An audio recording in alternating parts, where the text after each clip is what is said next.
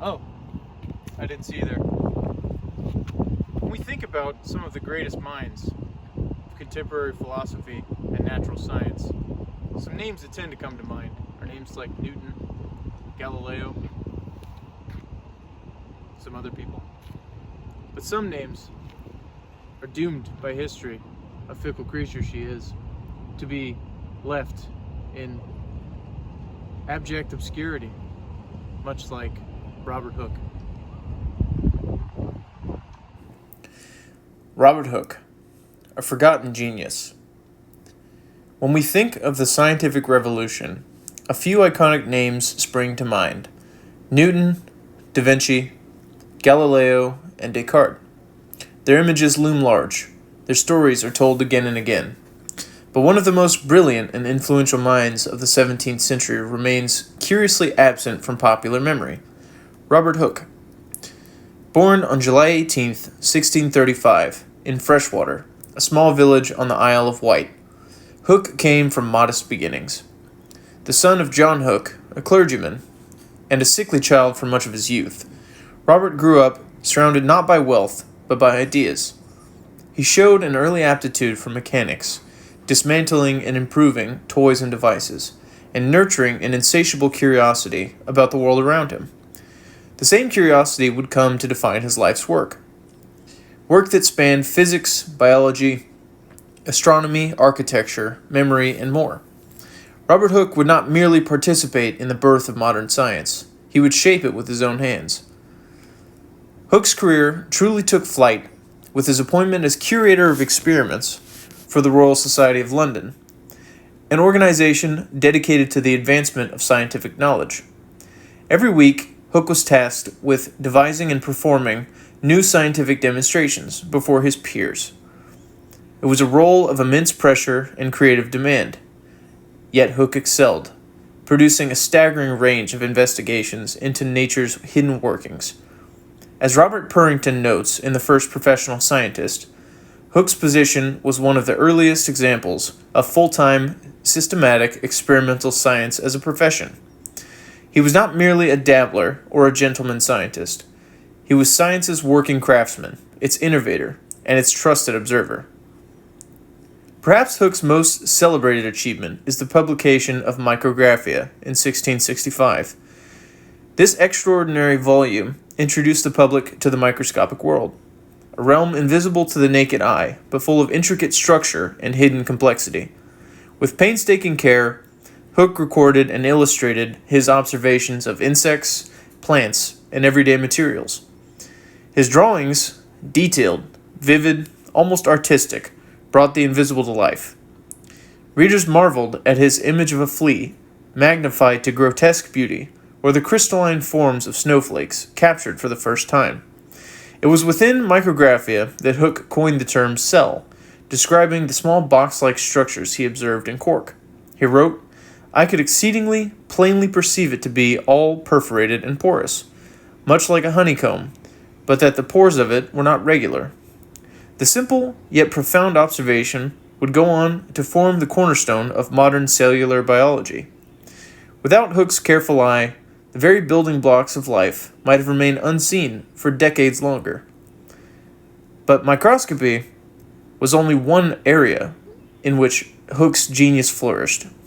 His investigations into physics led to the formulation of Hooke's law of elasticity.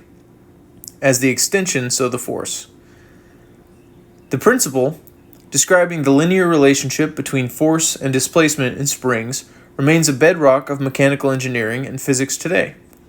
Modern bridges, skyscrapers, and machines, any structure that relies on predictable mechanical behavior, owes a silent debt to Hooke's insight. Hooke also invented or improved countless devices: the universal joint, critical for transferring motion between axes, the improved air pump, enabling experiments in vacuum physics, advances in pendulum clocks, vital for early navigation and timekeeping, designs for spring-driven watches, helping make portable timepieces possible.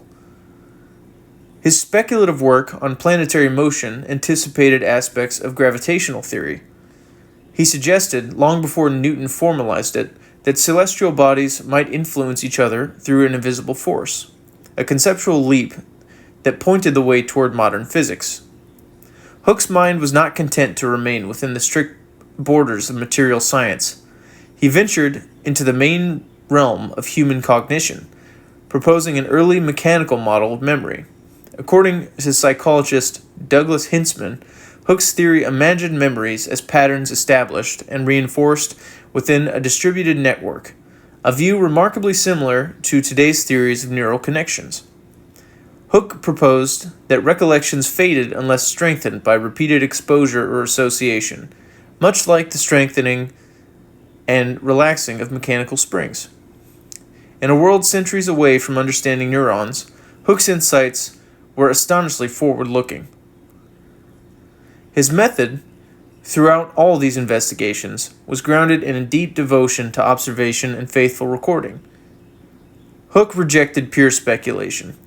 He insisted that true knowledge must be based on what the senses could perceive, what could be measured, recorded, and shared.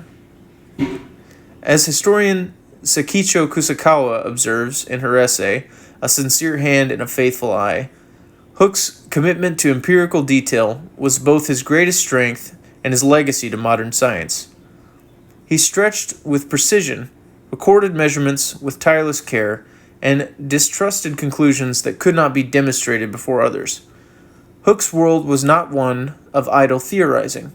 It was a world of brass instruments, calibrated springs, ground lenses, ink-stained hands, and tireless observation. Yet for all his brilliance, Hooke's life was not easy. He was often sickly, solitary, and fiercely defensive of his ideas, a posture that sadly he had good reason to adopt. In an era when the theft of ideas was common and recognition precarious, Hooke guarded his discoveries with an almost paranoid vigilance. This protectiveness, combined with his wide-ranging work, sometimes earned him the resentment of his peers. The most famous and bitter of these rivalries was with Isaac Newton. Hooke and Newton clashed over the nature of light, gravity, and the rules governing motion. Hooke believed that Newton had expanded upon these ideas himself, and he'd first proposed without giving due credit. Newton, proud and sensitive to criticism, in turn viewed Hooke as a meddler and a challenger. After Hooke's death in 1703, Newton ascended to the presidency of the Royal Society. Hooke's portrait disappeared, possibly destroyed, though historians debate whether this was intentional. What is certain is that no verified image of Hooke survives today. Without protectors or champions, Hooke's name slowly faded from the annals of science, even as his discoveries lived on in the work of others. Beyond his scientific contributions, Hooke played a critical role in the rebuilding of London after the Great Fire of 1666. Working alongside his friend and sometimes rival, Christopher Wren, Hooke surveyed the damaged city and proposed new plans for its reconstruction. He helped redesign streets, coordinate property claims, and plan new buildings, not with bombastic grandeur, but with practical ingenuity. In the ashes of a ruined city, Hooke saw an opportunity for structure, order, and renewal, the same qualities that marked his scientific work. Today's London still bears traces of his unseen hand. In the final measure, Robert Hooke was not just a man of his time.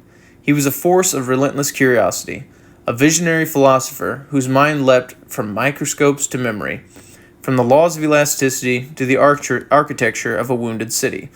Though history tried to forget him, his legacy is alive around us, in every microscope that reveals the unseen, in every spring that compresses and returns to shape, in every scientific experiment grounded in faithful observation. Robert Hooke was and remains a foundational figure of modern science and philosophy.